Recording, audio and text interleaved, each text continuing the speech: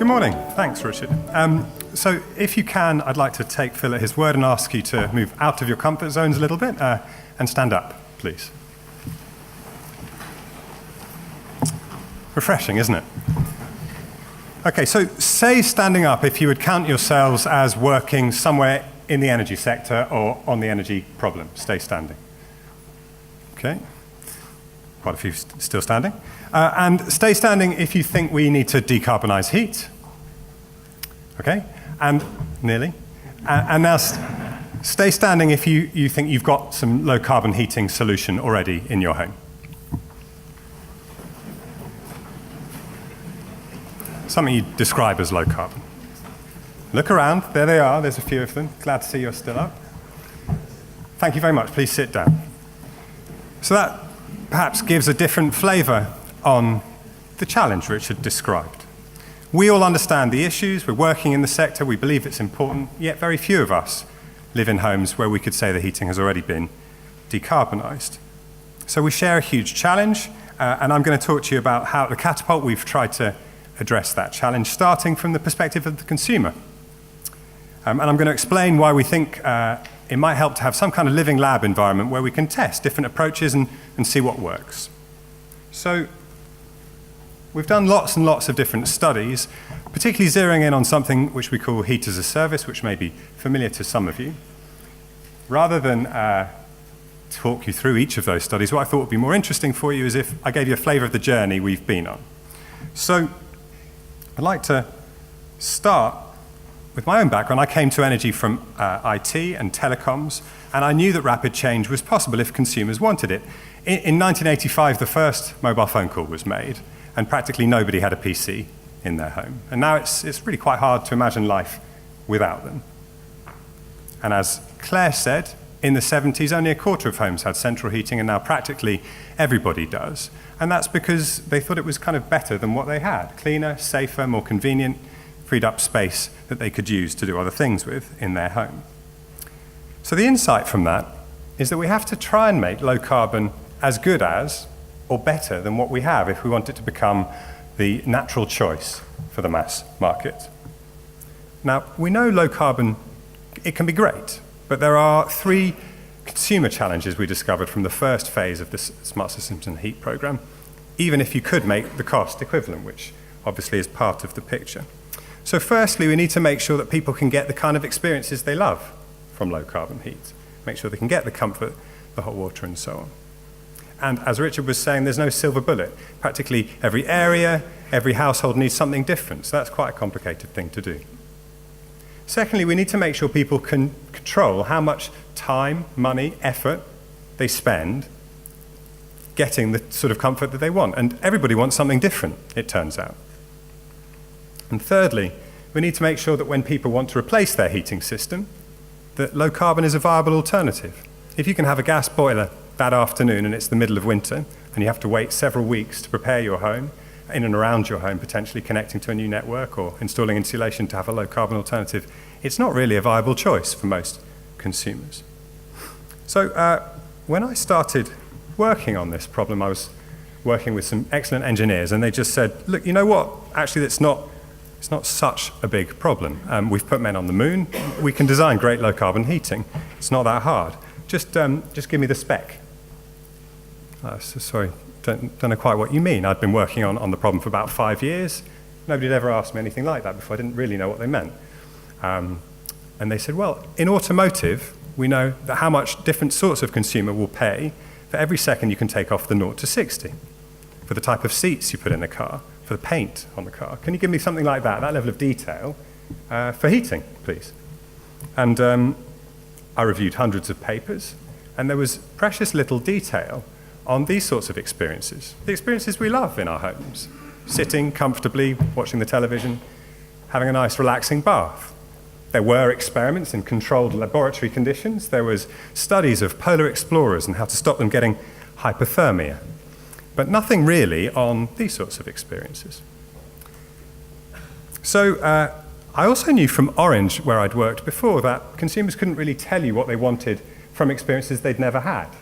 I remember the head of research coming back and telling me, and the rest of the team just tested some crazy idea, that the idea that people would want to send 140 characters to thousands of people they'd never met. Never going to happen. Mad idea. Consumers hated it. And hopefully some of you are tweeting right now. We have Twitter. And that's because consumers don't necessarily know exactly what they want from an experience until they've had it. So we knew we needed some kind of a new way to tackle this issue. We did lots and lots of research during the first phase of SSH1, trying to understand what people were doing with their heating, how it was working for them, where it wasn't working. And one of the things we discovered was that actually there are a lot of problems. 2/3 of people experiencing damp, drafts, overheating, these sorts of things in their homes. Other sectors would view those things as spurs to innovate. In the automotive sector, they realized consumers really valued air conditioning, electric windows, electric wing mirrors, these sorts of things. In the heat sector, consumers couldn't tell the sector what they actually wanted. So the sector is blind to the huge opportunity that exists if we could just improve their experiences. Despite the fact that we spend more time in our homes and more money improving them, none of these things are available there. The more we looked at energy, we realized how different it was to other sectors. In energy, we asked consumers to switch to drive competition and to shift their demand to reduce the cost of upgrading the networks. Other sectors ask what they can do to make lives better for customers. They work very hard to do it. They're obsessed by it. So they've developed processes that help them figure out how to do it. To discover what consumers value, supermarkets have invented loyalty cards.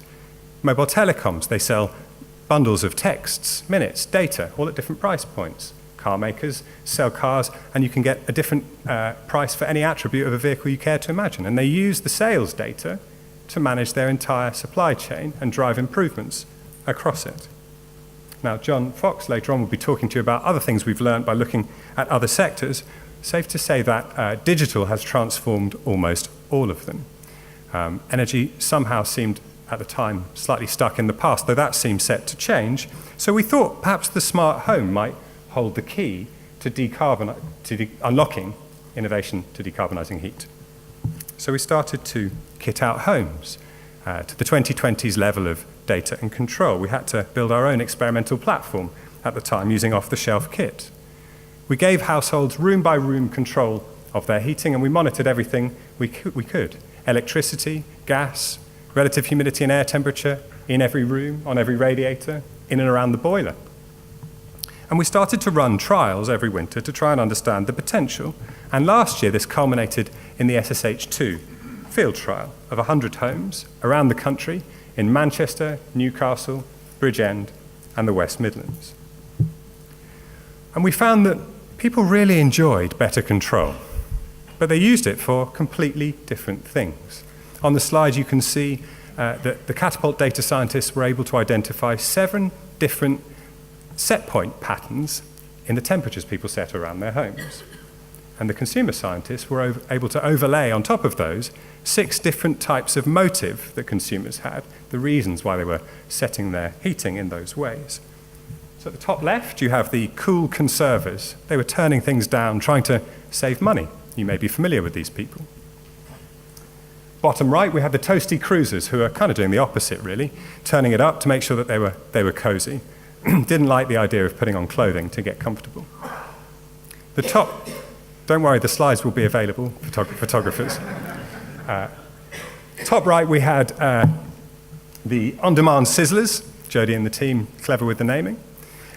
In that household, you might have one of both of the two former, and they might have a little bit of a row, one person trying to turn the heating down, the other turning it up, perhaps a row about the costs ensuing. This sort of variation was widespread, also in terms of the number of hours people wanted. Some people wanted lots of hours. For those people, perhaps a heat pump might be very, very suitable. Also widespread variation in the number of rooms people wanted to heat. Almost everybody deciding that they actually didn't want to heat all of their rooms all of the time. And in a sense, probably saving some energy and carbon in the process. Now, other sectors use that kind of data to design better systems. So in the automotive sector, they use information about how cars are used and how each component of a vehicle is performing to drive improvements all the way across the supply chain, and that's how they can design vehicles that people really love. And we thought, could we do the same thing with heating to improve the solutions? We'd need to know how much people were willing to pay, as they do with automotive. So we started to experiment by showing consumers the costs of heating their home in different ways. And this is where we hit our first major breakthrough. By giving consumers the choice of heating their whole home all day for one price, all of the rooms, or some of their home, some of the day, some of the rooms for a different price, they were transformed from passive bill payers who perhaps had switched, weren't particularly interested in energy, into discerning customers who knew which of those they preferred and started asking us, what if I add a room there or turn that one down? How much might that cost me? They revealed, their preferences were revealed to them by seeing the choices, but also we realized potentially to the rest of the market. So we thought, what if people bought a warm home rather than units of fuel? This is a familiar topic to anybody who works in the sector. We call it heat as a service. Now, the person on the left, they're living in today's world. If they can find their annual energy statement, they may know how much they spent on energy last year, how many units of fuel they used. But it's very, very hard for them to know how much they might spend next year, how many units of fuel they might use, and whether they'll enjoy the experience. Will they be comfortable or not? The lady on the right-hand side, she's living with energy services. She just needs to say when she wants different parts of her home warm, how warm she likes it, and she can get that for a fixed price. Again, John will be talking to you later about lots of business models we've looked at.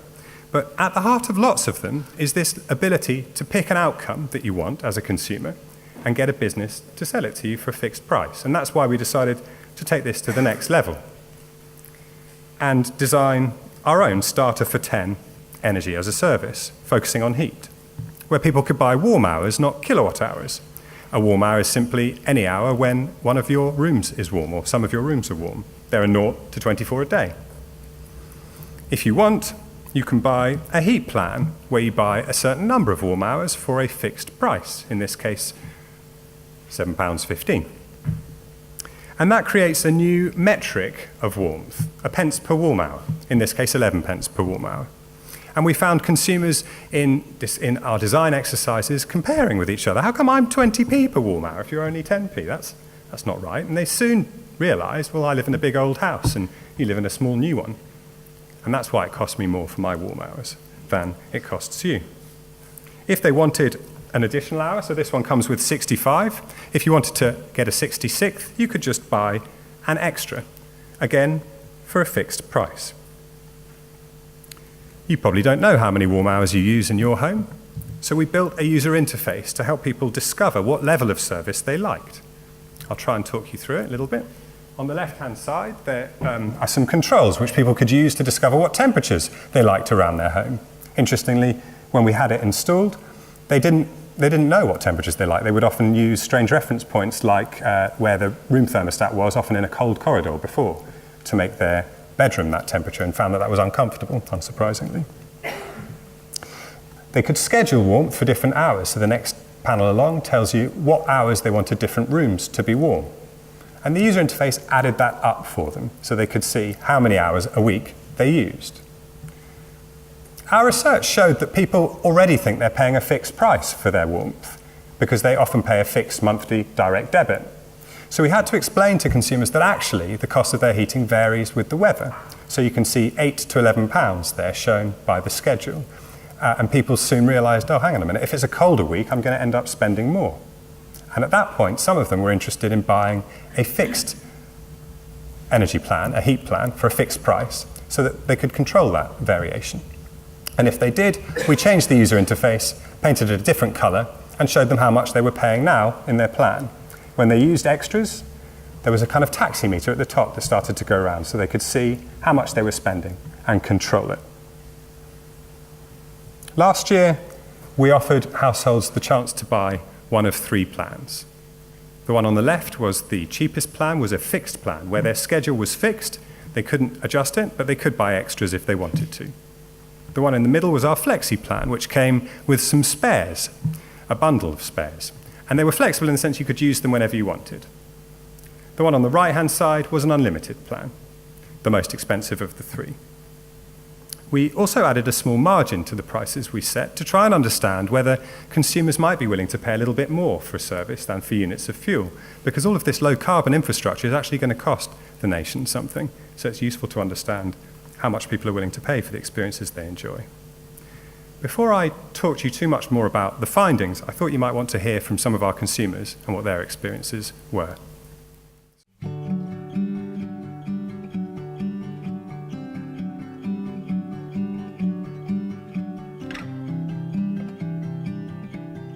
Warm hours, just because it feels like a far simpler concept to explain. It gives me far more flexibility on what I do and don't use, and I'll be able to see it throughout the year, whereas the kilowatt hours, working it over the year and then trying to put it back, warm hours just feels like an easier concept to me to work it out. Warm hours, I think, because I don't think anybody understands kilowatt hours, to be totally honest, whereas warm hour, it's just self-explanatory. You're paying for 1 hour of warmness in your house. What's not to understand? It's a lot easier.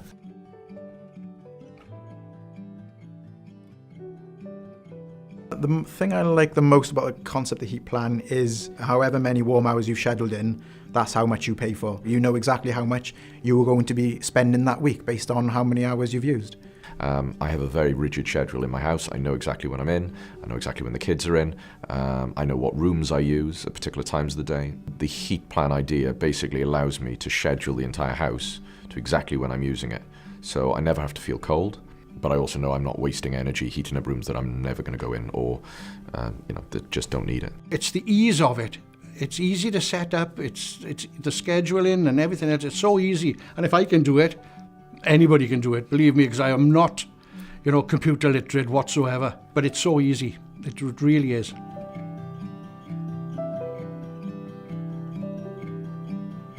I think being able to buy a heat plan is a brilliant idea, absolutely fantastic idea. To be able to, change your schedule or change your heat plan to how many hours you want to sign up to should be very much a good thing to go forward with. The idea, I believe, is fantastic. Gives you the flexibility, the freedom to change whatever you want. A lot of people will be on board with it, that's for sure. I suppose the worst thing is if you did happen to use less in a month, you still got to pay for it if you're on a fixed rate and there's no rollover. The main thing that I've disliked about them so far is the price. It just refers to gas. And of course, when we talk about prices, I think about what my monthly fee is. It becomes messy when you end up with one supplier for gas and one supplier for electric. My issues I have is the fair use policies that they give. I worry about this idea that you can just use as much as you want. I don't think that's particularly green and efficient.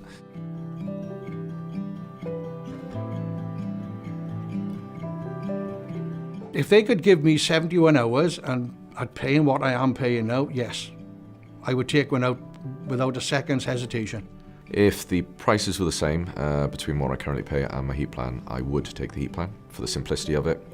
In terms of comparison, what I'm using, this should be what it costs me because they've got the data, they know how I heat my house. So in the long run, I should have lots of companies that can offer me different prices and give me better options. It seems something that I would definitely want to take. I would definitely go for it, no problem at all. My schedule is a 24-hour day schedule.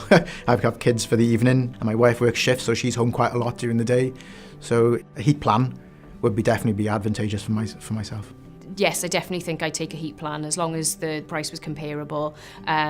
Looking at it, I probably would be happy to pay a little bit more for the system because I think it's a far easier system to work with.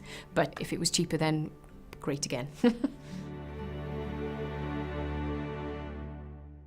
So we learnt more by trying it out in practice than we ever could have done by discussing it in theory. But there's lots of ways we could improve it, and hopefully if businesses get hold of something like this, they'll advance it very, very quickly. So just to give a couple of examples of that, we only offered heat as part of the service, but you could obviously include all of your energy, and this year we are working with a supplier to do just that if consumers want to. So let's get on to some of the findings. Actually, when we started out on this, thought only perhaps 10% or so of homes might try something so so novel out. So I was really quite surprised to discover that half the homes in our trial wanted to try it out. Most picked a fixed or a flexi. Very few picked an unlimited. The reason, there were various reasons for this, I'll come on to those in a minute. So with fixed, people ended up using most of the hours in their plan, and generally some extras too. With flexi, they had enough allowance in their plan, including the spares, and they didn't really use any extras.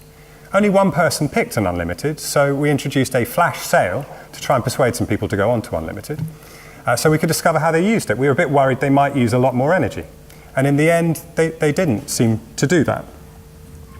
What you can see is, from the videos, that people actually really valued the outcome, being able to get comfort certainty, and on average, they paid more for their plans than they had been paying for their energy, but it was clearly too expensive for some.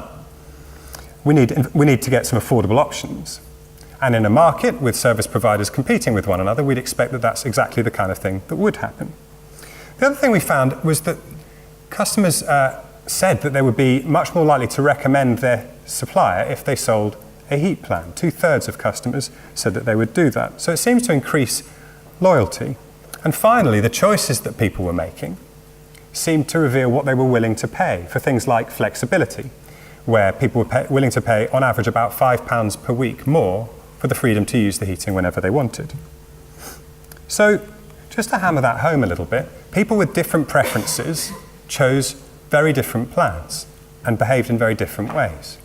So there were some comfort-focused people who'd enjoyed better comfort from using their zonal controls. They were the most likely to pick a plan, and they tended to pick the flexi plan because they loved this ability to be guaranteed they could get the comfort that they wanted.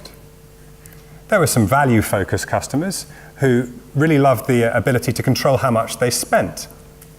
And basically, they loved a good haggle. They wanted to get a bargain. And then there were our cost-focused customers. They already knew what they were paying. They were much more likely to know how much they were paying than any of the other customers. And they compared the price of the plan with that. They were most interested in the fixed plan to try and manage this expenditure, but they ended up using extras and being happy to do that because they could understand exactly how much they would be paying. So to come back to our three challenges, the third of our three challenges, excuse me. We need to find a way to prepare homes so that they are low carbon when people choose to replace their heating system. And with the sort of data that you get in this new digital world, you can see what sort of preferences a household has and how their home is performing, the building physics. You can also see if they can't quite get to the temperatures they want to be able to get to. For example, if they can't get their lounge to 21 degrees on a cold winter evening. And that enables you to make a tailored retrofit offer to that household, where you might say, I can make sure you can get to the temperature you want for a fixed price. We worked with a few of our customers, showing them how we could use their data to do this, and they really loved the idea. You could make them more comfortable and improve the energy efficiency our building physics modelling shows. So you have to make sure that you have some kind of local area energy plan in order to make sure you prepare the home for the sort of low carbon heating that's being planned for in that area. But if you do, then we believe we may have cracked all three of those consumer problems, or certainly given ourselves a bit more confidence that if we harness smart tech appropriately, we might make some progress. And Richard Housley will talk a little bit more later about the work we've been doing with local areas on their energy strategies. So there are lots of opportunities here, we think, for the sector. We have to find a way to take them. So let me first summarise some of those opportunities. If we use data to put consumers right at the heart of the energy system, we might be able to improve their experiences, to give them high-quality, low-carbon systems and solutions. That might increase trust. Retailers might find it easier to acquire and keep customers if they offer them higher value products. Manufacturers might be able to use the data to design better products. We might be able to make offers like those tailored retrofit offers that guarantee comfort but prepare our homes for low carbon. Networks might be able to use these sorts of new business models to discover how to charge vehicles, heat homes, heat hot water without using electricity when it's not convenient for the network. That seems to be a much more attractive proposition to consumers than asking them to watch time of use tariffs and then decide how to live their life. Networks might also be able to discover how much capacity consumers are willing to pay for by offering them different levels of service at different prices. In telecoms and broadband, they discovered consumers were willing to pay for unlimited. So there are lots of opportunities, but there are some major challenges. Firstly, we're going to need to make sure consumers are protected in this smarter new energy world. They need to know what they're buying and also what data they're giving away, if they're giving any away, and how that's being used. They need to know what to do if they're not getting the level of service they want. And that might be quite a lot harder with something like a smart heat service. Who do they go to? The manufacturer of the insulation, the heat pump, the controls, the installer, the service provider? Someone in the system needs to be able to diagnose the causes of problems and fix them. And regardless, consumers will want to change at some point. They want to be able to compare offers like with like and switch without being unfairly locked in. And all of that might be a little bit more difficult if big tech comes along and creates an entirely new type of market. The second challenge is that none of this will be low carbon without some form of policy. And low carbon changes the cost of all of this. We need to make sure that innovation works for everybody. So we started to think about, well, what could you do in this sort of world along those lines? How might data help? We realized that, as we've discovered from our research, people care a lot more about their experience than how it's delivered. So if this chap can get the comfort he wants sitting on his sofa, he doesn't really mind that much how it's delivered, whether that's through a gas boiler, a heat pump, a biomass boiler, a hydrogen boiler, district heating, or anything else. What he cares about is he can get the outcome he wants. So if his service provider was to recommend something else, he wouldn't mind. That was the theory.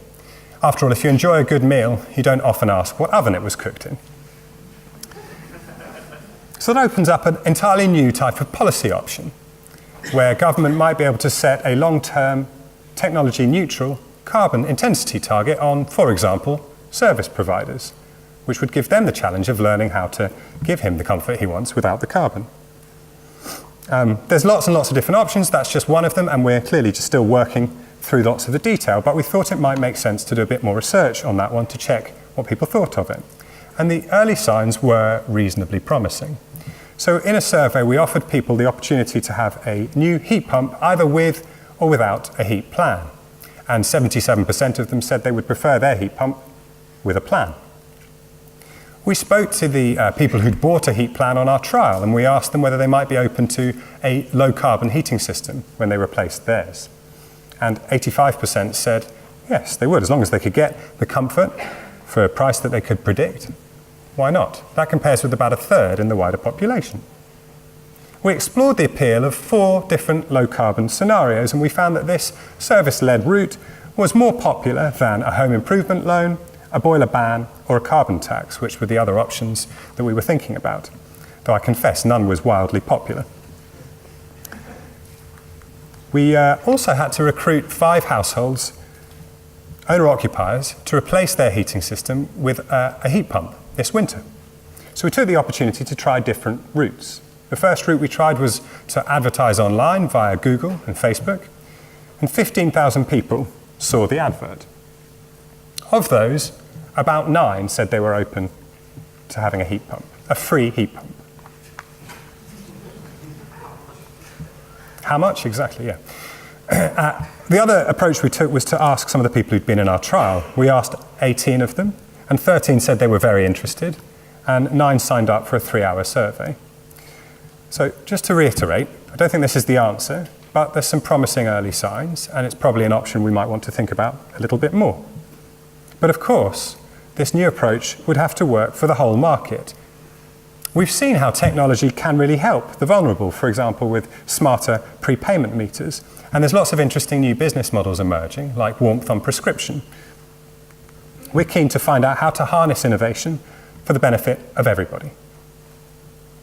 But there's another problem, a bigger problem, a chicken and egg problem. What comes first, the policy or the business? For policymakers, that's very difficult. How do they come up with new policies without knowing what sorts of business model will be around? And for business, they need to know what sort of policy framework will exist before they can invest heavily in a new business model. We can only solve those sorts of problems if industry and government can work together. And if they can, and they can show things work well in practice, then maybe that gives everybody the confidence they need to move forward. And that's why we've created our Living Lab. From the 100 homes around the country, where public and private sector can come together and crack that chicken and egg problem and learn how to harness market forces to decarbonise in a way consumers will support, to design smarter consumer protection, and to make sure everybody can afford the energy that they need. We're already using it to learn how well hybrid heat pumps perform in real life, to help pioneers like Bristol Energy learn how to sell energy as a service for real, to help startups like AirX learn how their smart air brick, which they're displaying outside, works in real homes, to help larger manufacturers like Baxi accelerate their ambitious low-carbon vision, to help Citizens Advice design smarter consumer protection, and to help partners around the country move their local area plans forward. There is no simple answer to decarbonising heat, but together we can solve this huge problem. We can. At the Catapult, our hypothesis is if we start from the consumer rather than the technology, we might be able to build low-carbon systems that are as good as, or perhaps even better than what they have, so they can enjoy the experiences they love at home without the carbon.